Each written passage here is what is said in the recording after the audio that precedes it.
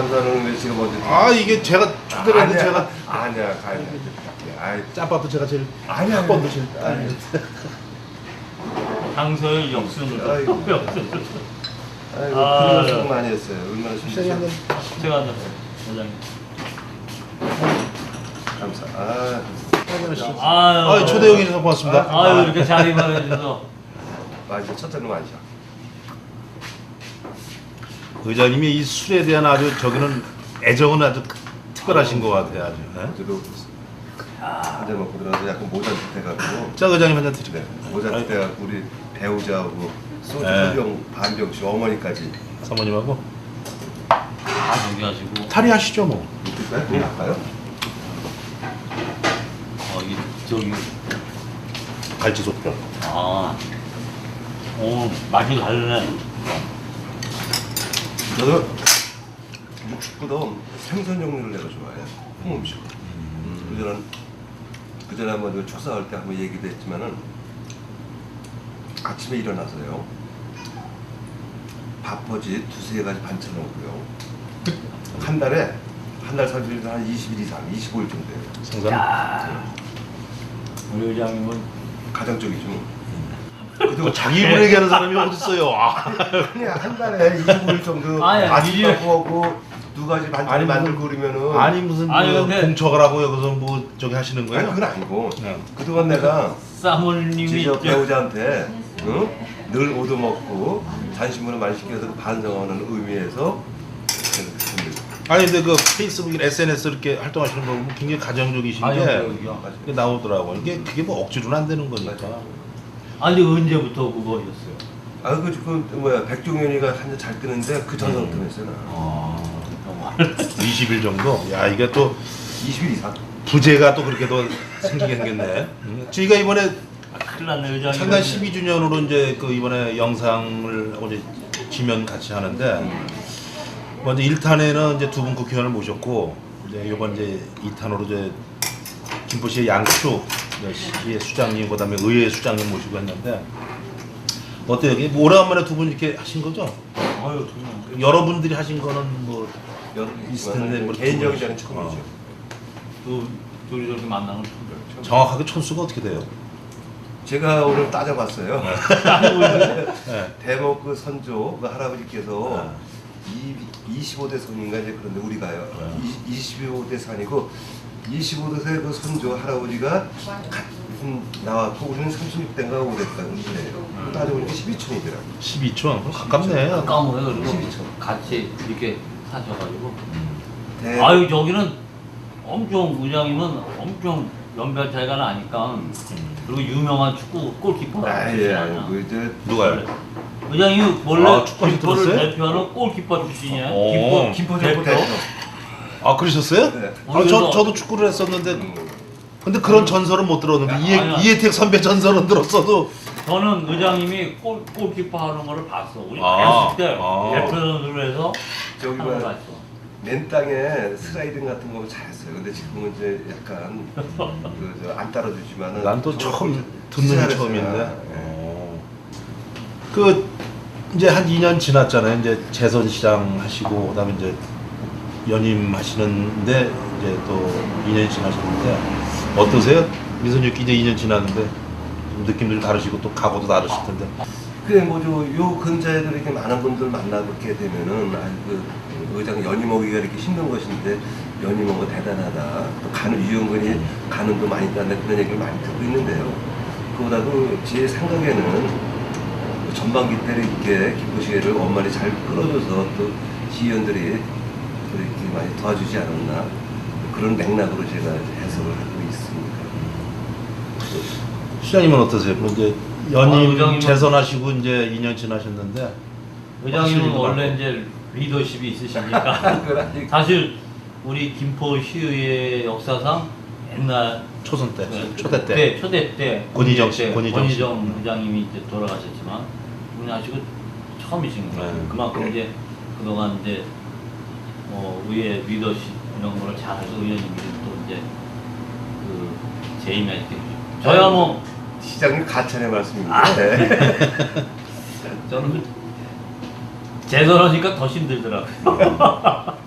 일도 우리 시가 또 뭐 의장 계시지만 다른 시하고 상황이 다릅니다. 엄청나게 우리들도 많고 각종 또 개발 압력 거기에 따른 민원 최근에도 이제 뭐 아시겠지 장례식장 문제로 좀 어려움이 있지만 어쨌든 또 잘 좀 마무리가 되는 것 같아요. 그래서 이게 뭐 의장님도 의회 이렇게 끌어가시기가 쉽지 않지만 시청도 뭐 온갖 일들 다 시장이 한정하기가 쉽지 않습니다. 그래서 우리 시는 향후에도 계속 일들은 많으니까 그거에 관련해서 우리 시뿐만 아니라 의회도 뭐 의장님도 민원 때문에 엄청 힘드시죠. 그런 일들은 많이 맞습니다. 이제 참고삼아 제가 말씀을 드리면은요, 뭐 김포는 이제 현대화 도시화구 과정에서 자연 발생적으로 이제 민원이 올 수밖에 없는데 가장 중요한 거는 뭐냐면요, 그 집행부의 각 실가수에서 각종 민원들이 대개 민원을 오면 그 아주 그냥 큰 민원이나 작은 민원 같은 것은 물론 시장으로 찾아갈 수도 있지만은 대개 실가에서 그 민원군이 많이 이렇게 접수가 되거든요. 근데 거기서 안 되는 것이 또 의장실로 찾아오니까는 저는 더 이렇게 분주할 수밖에 없어요.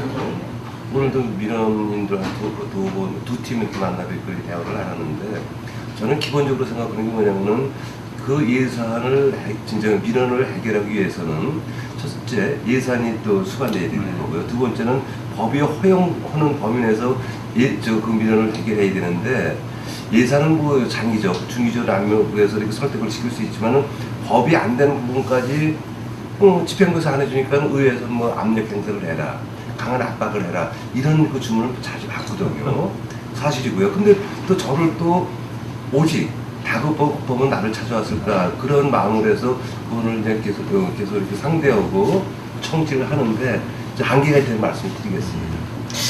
어쨌든 뭐 지금 말씀으로서는 뭐 의회하고 그 시가 집행부가 굉장히 사이가 좋은 것 같은데 그 올해 그 정치권의 최대 하두가 이제 협치잖아요. 근데 이제 집행부하고 의회하고 그렇게 별로 사이가 좋아 보이지는 않는 것 같고, 그다음에 이제 의회 내에서도 새누리당하고 더민주당이 이제 결국 이제 의석 비율 때문에 뭐 이번에 의장단 원구성하는 문제도 좀 다툼이 좀 있었는데 이 협치라는 단어에 대해서 어떻게들 생각들 하세요? 또 어떻게 하는 것이 협치라는 생각이 드시는지 시장님 먼저 한 말씀 해주시죠.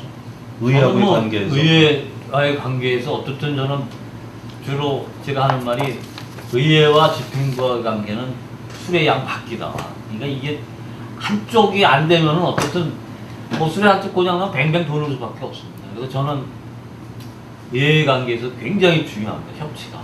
그러니까 뭐 의장님도 그런 의견을 많이 주시고 의원님들도 어쨌든 우리 시정이 바로 가기 위해서 쓴소리도 많이 해주시고 또 그런 의미에서 의원님들이 말씀하시는 사항, 특히 의장님이 또 이 전반적인 사항에 대해서 의견을 주시는 거에 대해서는 거의 그래도 지금 수용을 하려고 합니다. 또 아까도 말씀드렸지만 집행부에서 안 되는 아주 고질 민원은 의장님실로 무조건 가서 이제 거기서 또 의장님도 입장 나름대로 밝히시고 또 이게 그런 의견을 또 우리 집행부에 전달하셔가지고 뭐 그런 거 말고라도 시가 뭐 주요 정책이나 이런 거 부분에 있어서는 저희가 집행 결정하기 전에 우선 위에 의장님 비롯해 의원님들도 말씀드리고 그것이 원활하게 할 수 있게끔 그래서 굉장히 저는 협치가 중요하다고 생각합니다.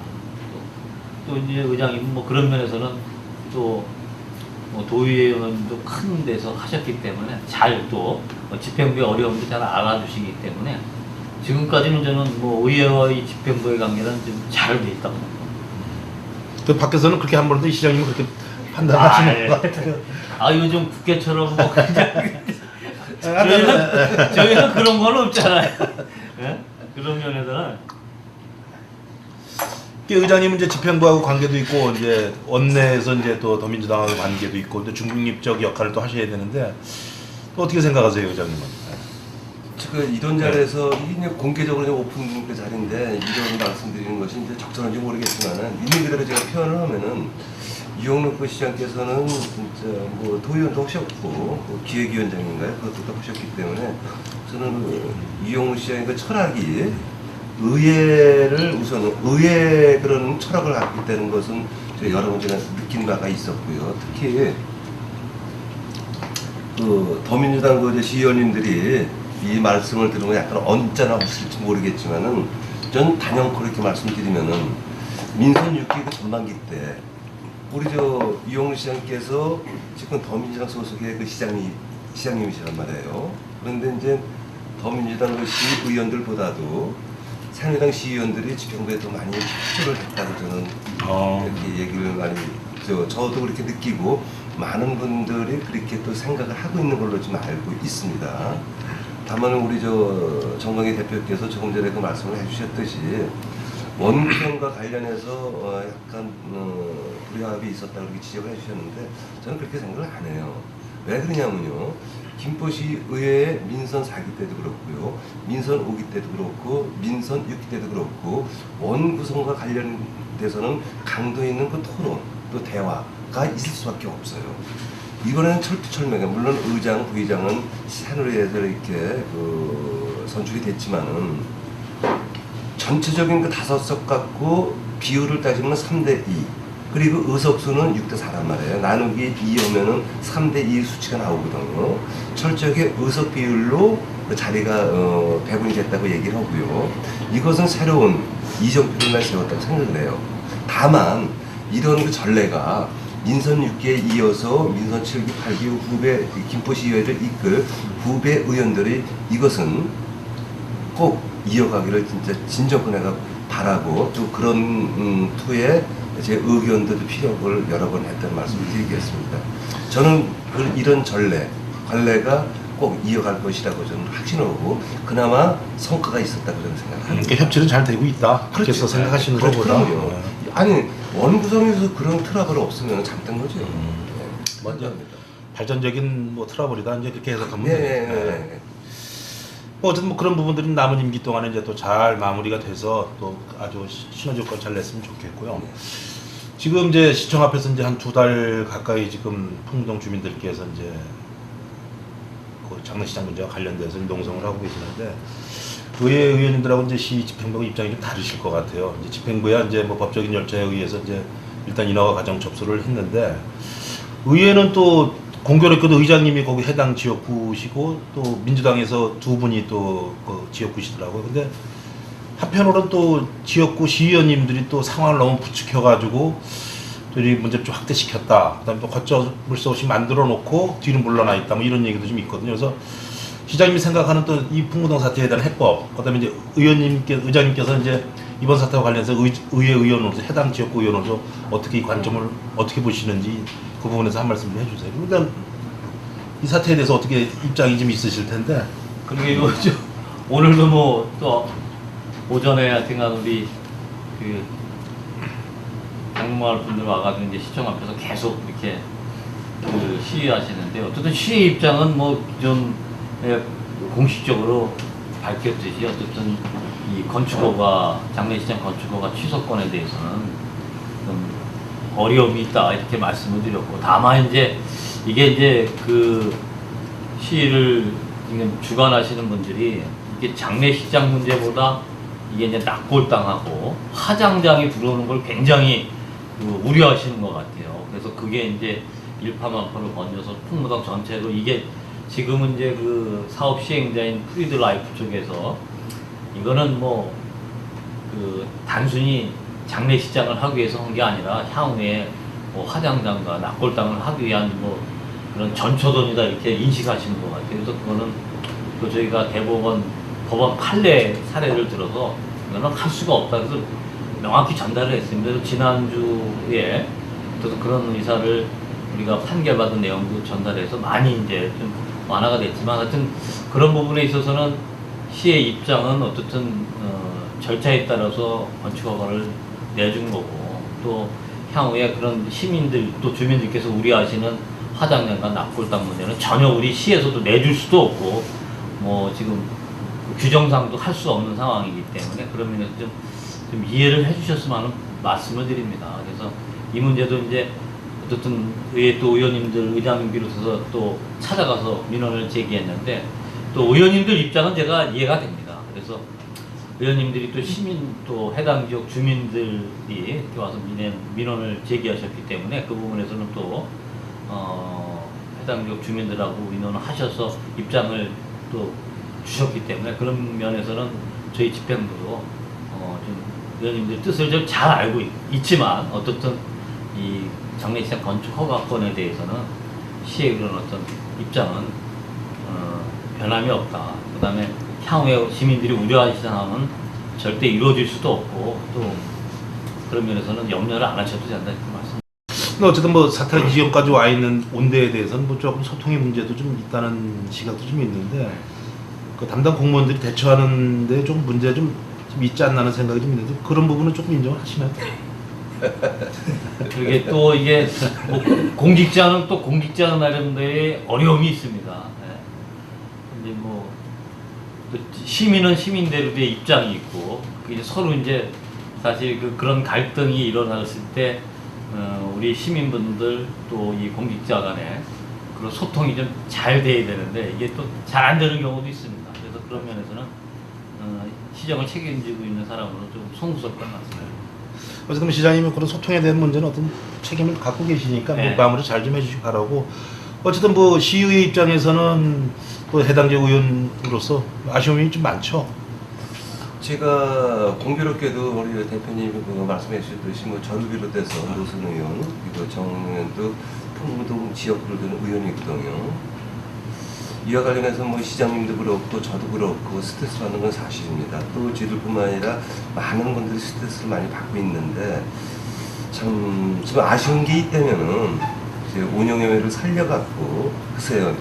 예를 들어서 제가 아마 장례식장을 결제할 수 있는 결제 라인이 있다면, 결제 라인이 있는 사람이라면, 예를 들면 뭐 가장이 됐든 국장이 됐든 부시장이 됐든 시장이 됐든 그 결제 라인이 있었다면 제가 아마 저는 이것을 운영위원회를 살리기 위해서 이 정보를 미리 주민들한테 흘리거나 흘려서, 네. 또 아니면은 지역지 신문들한테 흘려보면서 그 지역지에서는 뭐 신문에서는 대서특필을 할 거고요. 이것을 보고 주민들은 장례식장 납골당 안 된다고 격한 듯 시위를 할 거고요.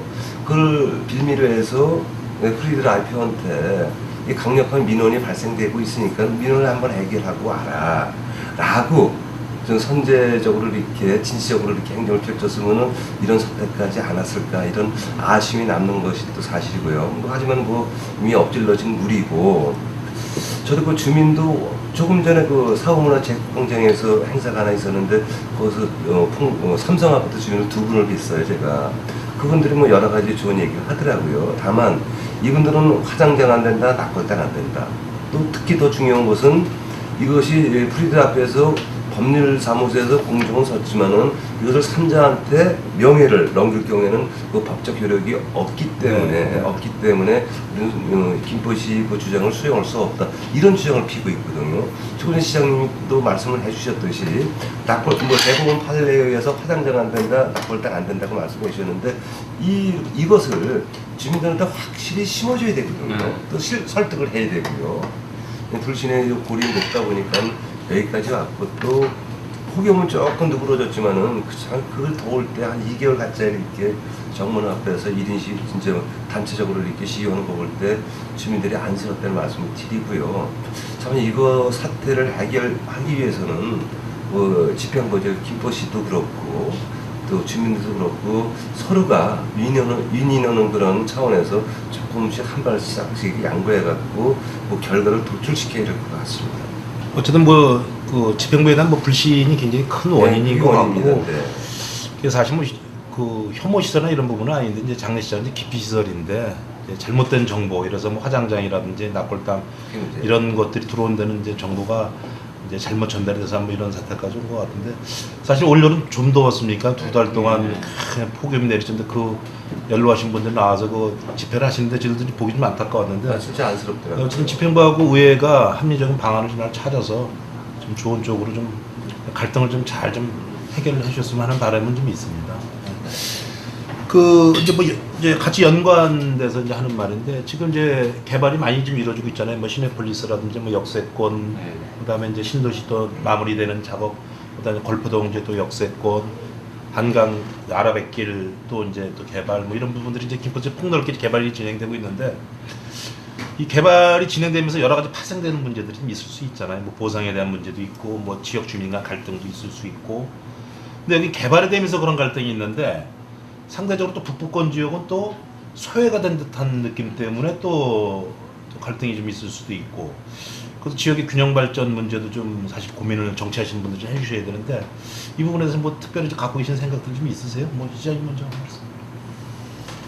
그러니까 하여튼 지금 통진 5개읍면은 상당히 그런 면에서 우리 5개읍면 주민들이 좀 자기네들은 소외받고 있다 이런 의식을 갖고 계신 게 사실입니다.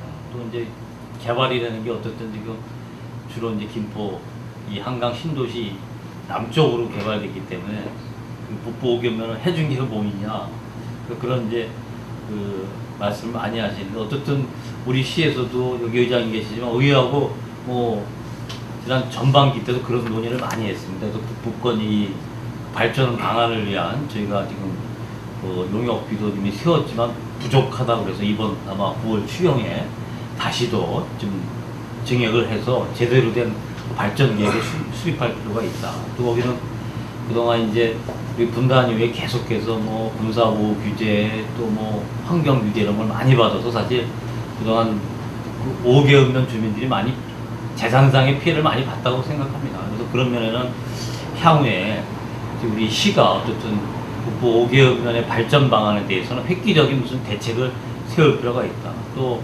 지난주에 사실 그 국회에서 우리 그 적경지역 산업 국회의원 모임하고 또 적경지역 시장 군수들 협의회가 공동으로 이 그 북부권 지역에 대한 그 발전 방안에 대해서 국회에서 토론회가 있었습니다. 그래서 이 부분들은 어쨌든 이 정책적으로 중앙정부도 그렇고 도정부도 그렇고 우리 시정부도 이 적경 지역에 있는 그런 주민들에 대해서는 특단의 대책을 세워야 된다.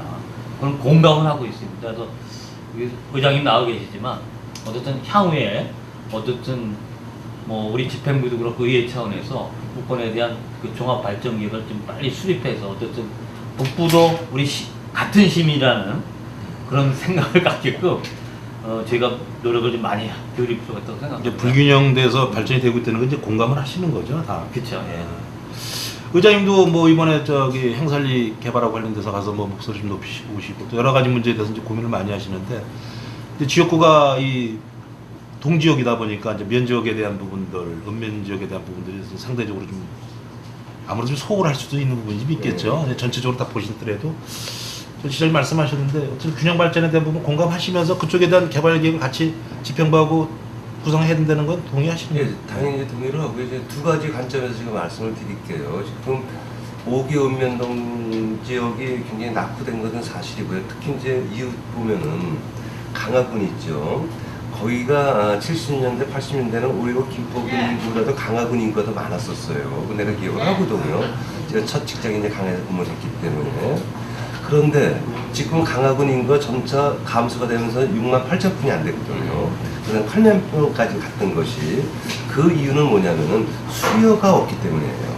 당연히 수요가 있으면 공급이 따르기 마련인데 특히 이제 5개읍면은 보시면은 문화재보호법으로 걸리죠. 군사보호지역이 있죠. 뭐 여러 가지 등 있었고요. 그래서 개발의 제한을 갖고 있기 때문에 낙후된 건 사실이고요. 또 수요가 딴 데면은 그래서 거기에 정말로 우리 뭐 수도권에서 김포 이쪽 동쪽 지역보다도 뭐 서쪽으로 서북권으로 가서 살아도 뭐 생활하는데 제약 없다면 자녀를 갈 수밖에 없는데 여러 가지 제약 때문에 지금 갈 염두를 못 내는 거거든요.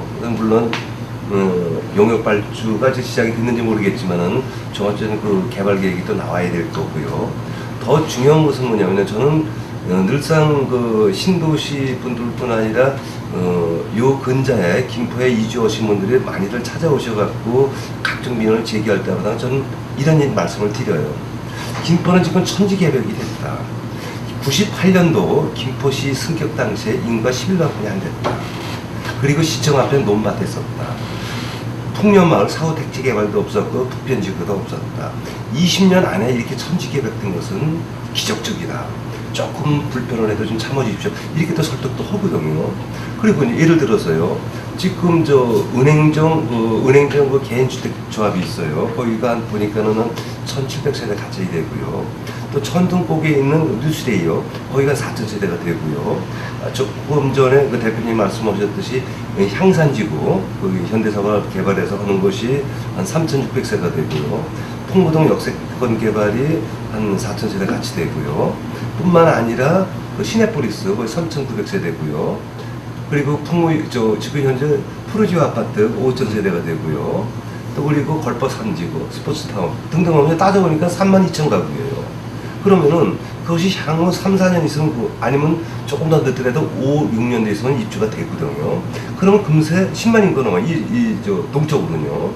그럴 경우에는 지금 뭐 도시철도 때문에 40만 가지 정체가 심한데 여러 가지 이제 그 개선책을 이제 아마 우리가 빨리 강구해야 될 것 같습니다. 이게 사실 그 사소한 거에서 이제 집행부하고 맞아요. 도의하고 네. 이제 좀 네. 그런 네. 감정의 조절들이 잘 안 되는데 맞습니다. 이런 자리를 좀 어떻게 저희 언론에서도 좀 자주 좀 만들어 드려가지고 매일 이렇게 화기애애하게 시정을 논했으면 어떨까 하는 생각이 좀 드는데 간단하게 대환영이고요. 덧붙여 말씀드리면은 글쎄요, 뭐 생각하기 나름이지만은 저는 무조건 소통을 강조해. 물론 협치도 말씀해 주셨지만은 저는 소통이 만병통치약이라고 저는 생각해요. 소통만 제대로 되면 언성 높일 일도 없고요. 또 새로운 사업을 일구어서 시행할 때 소통을 하면은 그 사업의 성률이 더 높다고 저는 생각을 해요. 예를 들어서 뭐 자꾸 지나간 얘기지만 장례식장과 관련해서 그 의회에서 미리 알았다면 소통하는 차원에서 미리 이제 알았다면 아마 답이 이렇게 극한적으로 치닫지 않았을 거라는 생각이 듭니다. 네, 뭐 저희도 그런 부분은 아쉽고 뭐 지금까지는 이제 뭐 화기애애했는데 이제 좀 불편한 얘기 좀 드려야 될 것 같은데 불편한 얘기가 한 잔 드시죠. 불편한 얘기 좀 드릴 네, 거니까.